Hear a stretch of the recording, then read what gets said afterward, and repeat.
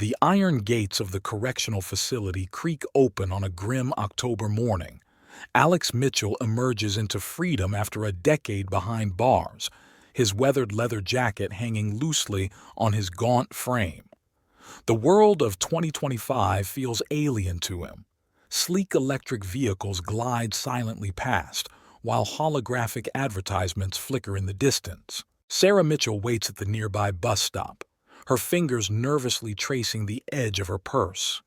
10 years have etched fine lines around her eyes, though she's maintained her natural beauty at 42. The years of solitude have hardened something behind her gaze, transforming the once vivacious woman into someone more guarded, more cautious. Their reunion unfolds in heavy silence. The drive home passes through a city Alex barely recognizes. Glass skyscrapers have replaced the old brick buildings he remembers. Streams of people flow through the streets, their faces illuminated by the blue glow of their devices. Every intersection, every corner serves as a reminder of how much time he's lost. Their apartment on the 9th floor remains frozen in time, a museum to their former life. The same faded wallpaper, the same worn sofa, even Alex's old photographs still displayed on the dresser. But decay has crept in during his absence. Water stains mark the ceiling, dust coats the bookshelves, and the air carries a stale heaviness. Sarah busies herself in the kitchen, preparing a homecoming meal she's probably rehearsed in her mind countless times. Meanwhile, Alex sits in the living room studying the prison tattoos that now mark his hands. The weight of unspoken words fills the space between them, growing heavier with each passing moment. That first night, they lie in bed like strangers, the physical proximity only emphasizing their emotional distance. The darkness conceals their expressions but amplifies every restless movement, every carefully controlled breath.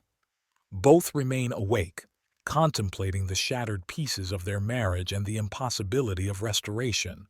Morning arrives with mechanical attempts at normalcy.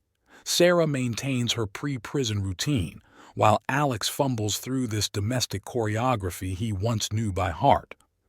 The simple act of making coffee becomes a complex navigation of new appliances and unfamiliar brands. Their first venture to the local supermarket highlights Alex's displacement. He stands bewildered before shelves of products he doesn't recognize, confronted by automated checkouts and digital price tags. Other shoppers instinctively create distance when they notice his tattoos, their averted gazes speaking volumes. The day ends with them seated before the television, its artificial glow illuminating their separate solitudes. News reports and advertisements wash over them, neither fully present in this moment. Alex's mind drifts to the secret he carries, the virus now coursing through his veins, a ticking time bomb that will eventually shatter this fragile facade of normalcy. Through it all, the city continues its relentless pace outside their windows. Traffic flows, sirens wail, and life moves forward, indifferent to the drama unfolding in this small apartment where two people attempt to bridge a decade-wide chasm, unaware that their tragedy has only begun to unfold. The harsh reality of reintegration hits Alex during his first week of freedom. Modern technology has evolved beyond his comprehension. Contactless payments, facial recognition systems, and AI assistants populate this new world. His attempts to create an online profile for job applications result in frustrated sighs and trembling hands. Sarah watches from the doorway, her offer to help dying on her lips, knowing it would only wound his pride further. Employment interviews become exercises in humiliation. Each potential employer's eyes linger too long on the gap in his resume, their expressions shifting from professional interest to thinly veiled judgment when he explains his incarceration. The tech startup downtown dismisses him before he can even sit down. The construction company needs workers but can't risk their insurance coverage. The warehouse manager simply shakes his head, mentioning something about company policy. Sarah's income from her accounting job keeps them afloat, But the financial strain shows in small ways. Generic brands replace familiar labels in their shopping cart. Bills pile up on the kitchen counter, their red past due stamps impossible to ignore. Alex catches Sarah studying their bank statements late at night, her calculator clicking softly in the darkness. Their apartment becomes Alex's prison in a different way. He spends hours staring out the window, watching the world move at a pace he can't match. The walls seem to close in with each passing day. His old friends don't return his calls. Those who do have moved on. Families, careers, lives that don't have room for a convicted felon trying to find his footing. The physical symptoms begin subtly. Night sweats that he attributes to stress, fatigue that must be depression, a persistent cough he blames on the city's pollution. Each morning he examines himself in the bathroom mirror, noticing the dark circles under his eyes growing deeper, his complexion becoming more sallow. He doubles up on vitamins and energy drinks, trying to hide his deteriorating health from Sarah. Their marriage exists in a state of suspended animation. They orbit each other like celestial bodies, connected by gravity but never truly touching. Sarah works longer hours, claiming extra projects need attention. Alex knows she's avoiding the stranger her husband has become. Their conversations remain surface level, focusing on mundane topics like grocery lists and weather forecasts. Neither dares to breach the walls they've built. The neighborhood becomes a source of constant tension. Old residents who remember the incident whisper behind their hands when Alex passes. New neighbors, unaware of his history, still sense something off about him. The local coffee shop owner watches him too closely. The convenience store clerk keeps one hand under the counter. Even the park where he tries to jog each morning feels hostile, mothers pulling their children closer when he runs past. One night, Alex discovers his old cell phone in a drawer. The outdated device powers up, revealing photographs from before his incarceration. Sarah's smiling face fills the screen. Younger, more carefree, love shining in her eyes. He deletes the photos one by one, each press of the button erasing another reminder of what they've lost. The virus continues its silent spread through his system, unacknowledged but ever-present. Medical paperwork from the prison remains buried at the bottom of his duffel bag, the diagnosis hidden beneath old letters and worn photographs. Every cough, every fever spike, every moment of weakness carries the weight of his secret. The guilt of potential transmission haunts his sleepless nights, mixing with the fear of discovery and the shame of his cowardice. Sarah starts taking sleeping pills to combat her insomnia. Alex notices the prescription bottle in their medicine cabinet but says nothing. They've become experts at not addressing the obvious. The distance between them grows wider with each unspoken word, each avoided glance, each separate meal eaten in silence. Their marriage certificate hangs in the hallway, a yellowing document that feels more like a death certificate for the relationship they once had. Both know they're merely going through the motions, playing house in a performance neither believes. The question isn't if their facade will crumble, but when, and what devastating catalyst will finally bring their house of cards crashing down. Sarah's first signs appear 3 months after Alex's return. Initially, it's just unusual fatigue that she attributes to extra hours at work. Her normally pristine accounting spreadsheet starts showing small errors. Coffee no longer provides its usual boost. She finds herself napping during lunch breaks, something she's never done before. The persistent low-grade fever starts in February. The thermometer reads 99.8 degrees Fahrenheit day after day. Night sweats leave her pajamas damp, forcing midnight changes of clothes. She blames winter, stress, perhaps early menopause, anything but the truth lurking beneath the surface. Weight loss follows rapidly. Her work clothes hang loose within weeks. Colleagues comment, some with envy, others with concern. The cafeteria salads she hardly touches go straight into the trash. Her reflection shows increasingly prominent cheekbones, collarbones that jut out sharply under her skin. The lymph nodes in her neck swell noticeably by March. Tender to the touch, they become impossible to ignore. Her doctor's appointment is scheduled for a routine checkup, but the list of symptoms keeps growing. Unusual bruises appear on her legs. A persistent dry cough develops. Her gums bleed when she brushes her teeth. The medical clinic waiting room feels sterile, threatening. Sarah sits alone. She didn't tell Alex about the appointment. Modern healthcare posters about preventive care and vaccinations line the walls. A young mother keeps her children away from the coughing woman in the corner. The nurse calls her name after an eternity of waiting. Dr. Thompson's expression changes subtly as Sarah lists her symptoms. The rapid-fire questions become more focused, more pointed. Any recent blood transfusions? New sexual partners? History of intravenous drug use? Sarah answers no to each, confusion growing. The doctor's recommendation for comprehensive blood work carries an urgency that sends chills down her spine. The week waiting for results stretches endlessly. Sarah throws herself into work, into cleaning, into anything that keeps her mind occupied. She researches her symptoms late at night, each website leading down darker paths. Alex notices her distraction but doesn't press. They've grown skilled at avoiding difficult conversations. The call comes while she's at work. Dr. Thompson's voice is professionally compassionate, requesting she come in immediately to discuss the results. Sarah's hands shake as she gathers her purse.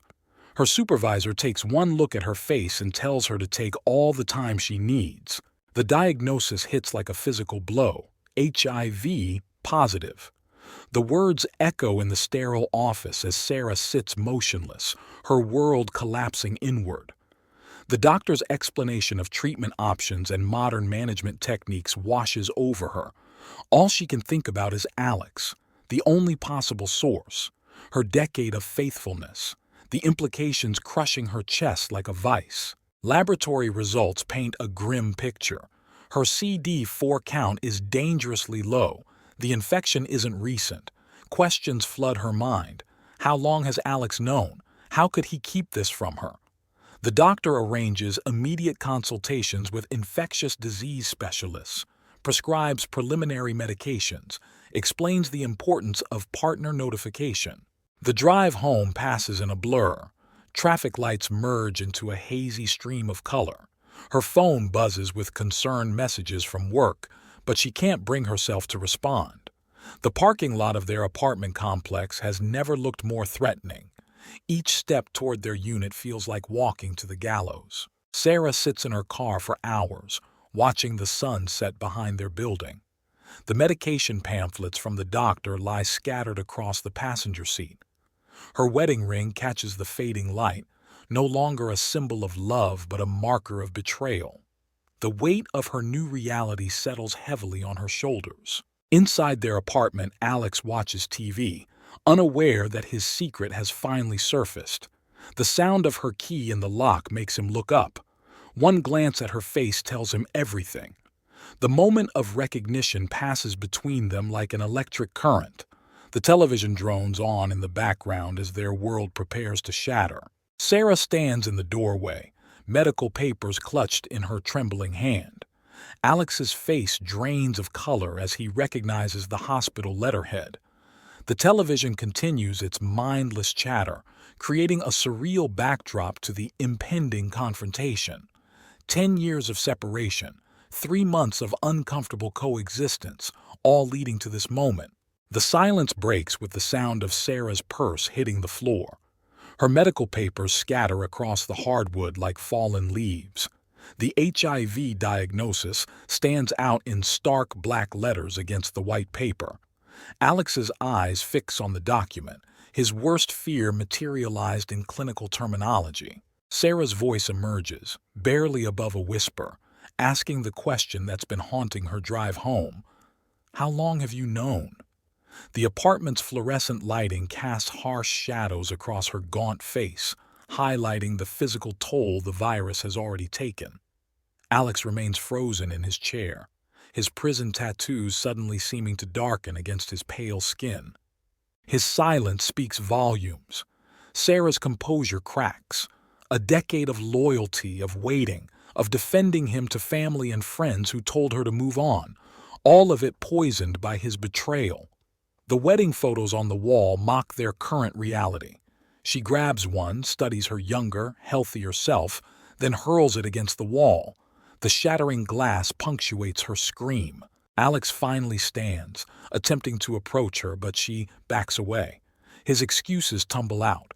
Fear of rejection, shame, hope that somehow he wasn't infected. Each word further ignites Sarah's rage.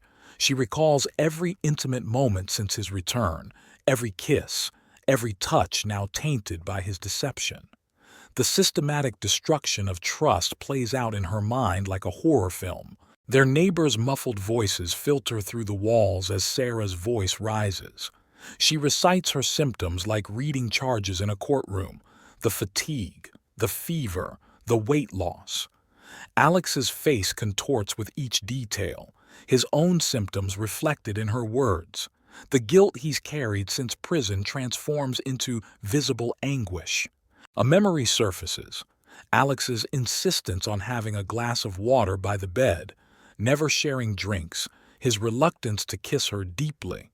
Small signs she'd attributed to post-prison adjustment now reveal their true meaning. The realization that he'd been actively hiding his condition while potentially exposing her cuts deeper than the diagnosis itself. Sarah retreats to their bedroom, yanking open drawers, pulling out clothes. Alex follows, pleading, explaining about the prison medical screening, the fear that paralyzed him, the shame that kept him silent. His words bounce off her like bullets off armor. She's already building walls, compartmentalizing, planning her escape from this contaminated life they've built. The bedroom mirror reflects their broken image. Sarah throwing clothes into a suitcase, Alex standing helplessly in the doorway.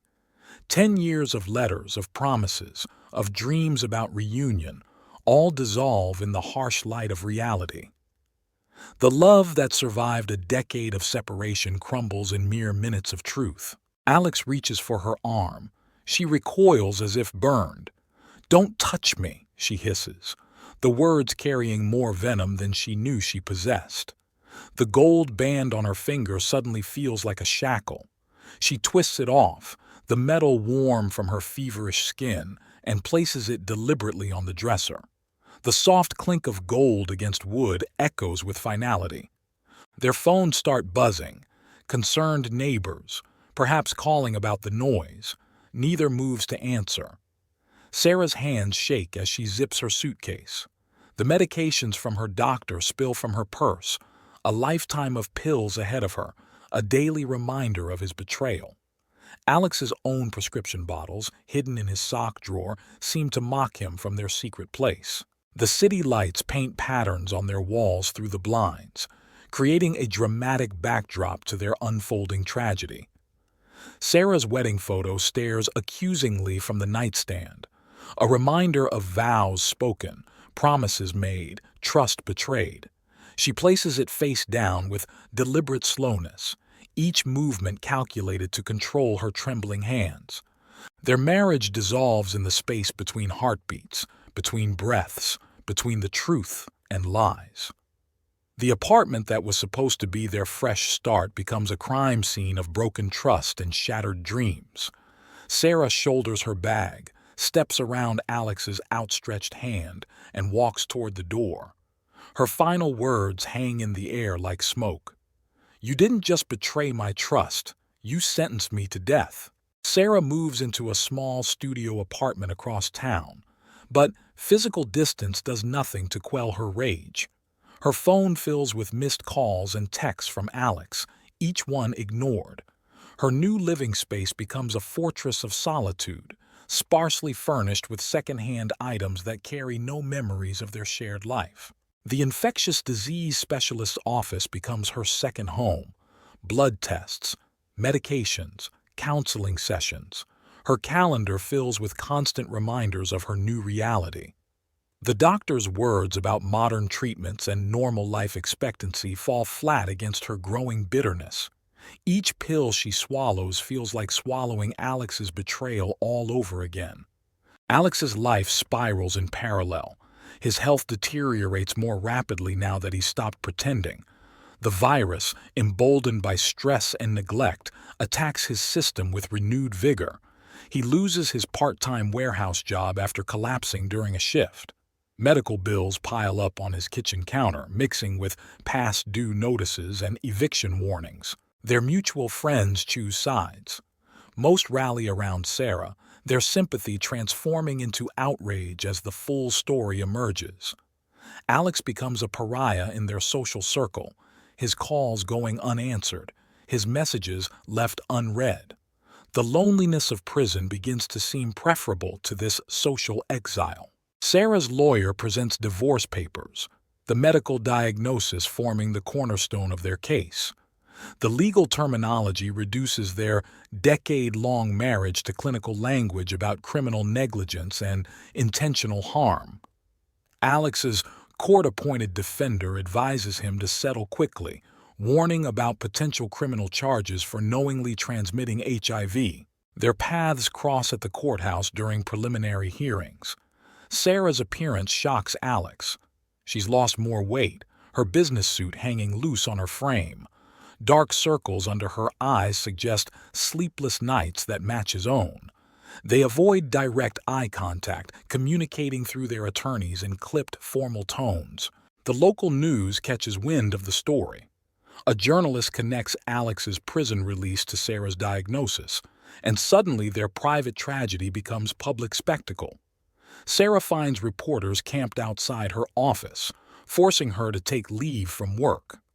Alex discovers his story plastered across local news websites, his past crimes dredged up alongside the new accusations. Sarah's family takes action.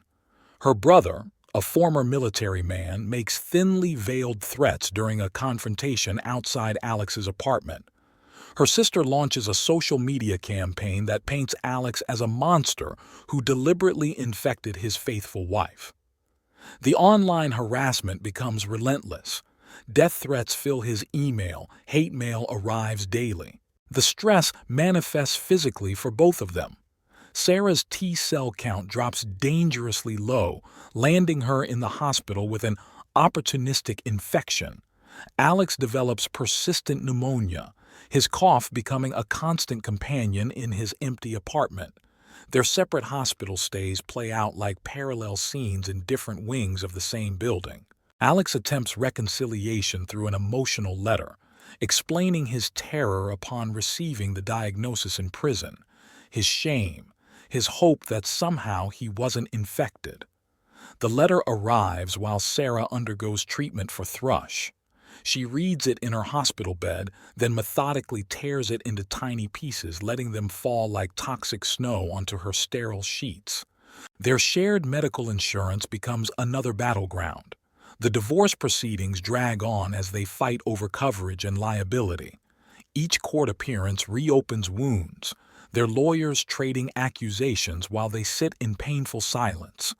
The judge's frustration grows with each hearing as neither side shows willingness to compromise.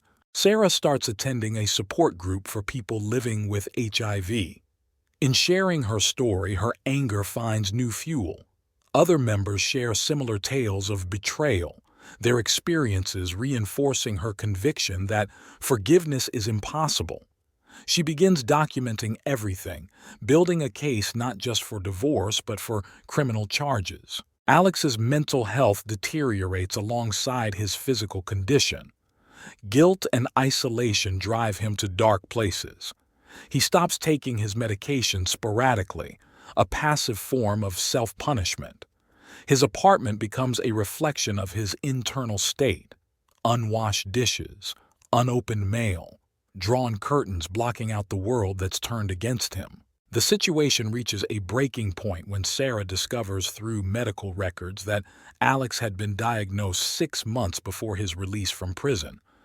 This final betrayal, proof that his silence was calculated, not merely fearful, shatters any remaining doubt about her next actions. She instructs her lawyer to proceed with criminal charges, her hand steady as she signs the paperwork that will send her husband back to prison. A storm rages outside Alex's apartment as he reads the criminal charges notice. Lightning illuminates the room in harsh bursts, casting dramatic shadows across the legal documents that threaten to send him back to prison. His medication bottles lie empty on the kitchen counter. He hasn't refilled them in weeks. Sarah sits in her car outside his building, gripping the steering wheel until her knuckles turn white. The weight of the evidence folder on the passenger seat seems to grow heavier with each passing minute. The rain drums against the windshield, matching the rhythm of her racing heart. Against her lawyer's explicit instructions, she exits the vehicle. Security camera footage will later show her path to his door, determined steps, shoulders squared, jaw set. Her finger hovers over the doorbell before she uses her old key instead. One final act of familiarity before everything changes. The apartment's stale air hits her immediately. Alex stands by the window, silhouetted against the storm. Empty takeout containers and unwashed clothes create an obstacle course between them. His physical deterioration is shocking. Gaunt face, hollow eyes, clothes hanging from his frame. Their final confrontation unfolds in his living room. Sarah presents the medical records from the prison, irrefutable evidence of his premeditated deception. Alex doesn't deny it. His silence confirms everything. The thunder outside punctuates their bitter exchange. The argument escalates quickly. Years of rage, betrayal, and suffering pour out in a torrent of accusations. Sarah's voice rises above the storm as she details how his actions have destroyed not just their marriage, but her entire future. Alex's attempts at explanation turn to desperate pleas. A neighbor's music filters through the walls, an incongruously cheerful melody accompanying their tragedy. Sarah moves toward the door, her final words carrying a death sentence. She's pressing charges. He's going back to prison, this time for attempted murder. Alex snaps. The calm facade crumbles completely. He lunges forward, grabbing her arm with unexpected strength. Sarah's gasp of surprise turns to terror as she sees something unfamiliar in his eyes. A cornered animal with nothing left to lose. The struggle is brief but violent. Sarah fights back with desperate energy, but Alex's prison-hardened strength prevails. His hands find her throat, an instinctive, primitive response to his world collapsing. The storm reaches its crescendo outside as Sarah's struggles weaken. The neighbor's music continues to play as Sarah's body goes limp. Alex's grip loosens too late, the realization of what he's done flooding his consciousness. The lightning flashes illuminate her still form on his floor, the final tableau of their tragic story. The rain begins to ease as Alex sits beside her, cradling her head in his lap. His sobs mix with the fading thunder. In his pocket, his phone buzzes with a message from his doctor, a reminder for tomorrow's HIV treatment appointment that will never be kept. Security cameras capture his exit from the building an hour later. The storm has passed, leaving behind a deceptively peaceful night. Alex walks into the darkness, knowing there's no turning back. Behind him, the apartment holds the evidence of their final, fatal encounter. The discovery happens at 8:43 a.m. the next morning. Sarah's sister, concerned about unanswered calls, contacts the building manager. The police arrive within minutes of the body being found. Yellow crime scene tape transforms the mundane apartment complex into a media spectacle. The forensics team works methodically. They document everything: the signs of struggle, the bruising patterns, the overturned furniture. Sarah's evidence folder lies scattered across the floor, medical records mixing with crime scene markers. Her final message to her lawyer, time-stamped just before her death, becomes crucial evidence. Alex doesn't make it far. State troopers find him at a highway rest stop 50 miles outside the city. He offers no resistance during the arrest. The dashboard camera footage shows a broken man, accepting handcuffs with an almost relieved expression. His medical condition requires immediate hospitalization under police supervision. The media frenzy erupts immediately. Local news leads with the story: HIV-positive ex-con murders wife. Sarah's photo, smiling and full of life, contrasts sharply with Alex's mugshot. Their tragic story spawns headlines about domestic violence, prison reform, and medical ethics. Talk shows debate the intersection of criminal justice and public health. Sarah's funeral draws hundreds. Colleagues, friends, and strangers touched by her story filled the church. Her sister delivers a powerful eulogy that indicts not just Alex, but the system that allowed him to hide his condition. The HIV support group members form an honor guard, wearing red ribbons and carrying photos of Sarah.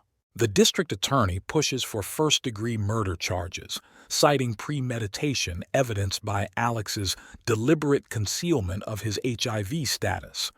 The prosecution builds a narrative of calculated betrayal leading to fatal violence.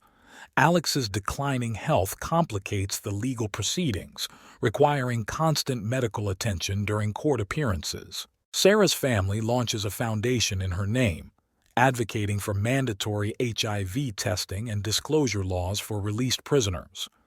Their campaign gains national attention, drawing support from victims' rights groups and medical organizations. Legislative proposals bearing Sarah's name begin circulating in state assemblies. The trial becomes a media circus. Expert witnesses debate the intersection of medical privacy and public safety. Alex's prison medical records reveal a system-wide failure of proper protocol and follow-up care. Healthcare advocates use the case to highlight gaps in prisoner reintegration services. In a surprise development, Alex pleads guilty. His statement to the court, delivered between labored breaths, expresses remorse not just for Sarah's death, but for every decision that led to it. His advanced AIDS symptoms make prison hospice care a necessity. The judge's sentence, life without parole, seems almost redundant. The apartment where it happened remains empty for months. Building management eventually renovates completely, but potential tenants still ask about the history. Sarah's personal effects, released by police, fill a storage unit that her family can't bring themselves to sort through. Alex's health deteriorates rapidly in prison. His final days are spent in the medical ward, attended by guards and nurses who know his story. He dies 6 months after sentencing, his body ravaged by the same virus that initiated the tragic chain of events. The case becomes required reading in criminal justice programs. Law schools use it to discuss the intersection of medical ethics and criminal liability. Public health organizations cite it when arguing for better prisoner health care and transition services. Sarah's foundation continues her legacy, working to prevent similar tragedies. Their annual remembrance walk draws increasing support. Changes in state laws regarding prisoner medical disclosure begin taking effect, dubbed Sarah's Law by supporters. The final scene plays out in a prison cemetery, where Alex's unmarked grave lies far from Sarah's well-tended memorial. Their story becomes an urban legend, a cautionary tale, a case study in how secrets and shame can destroy lives. The system changes incrementally, but for them, it's too late. Their tragedy becomes another footnote in the endless cycle of human suffering and consequences.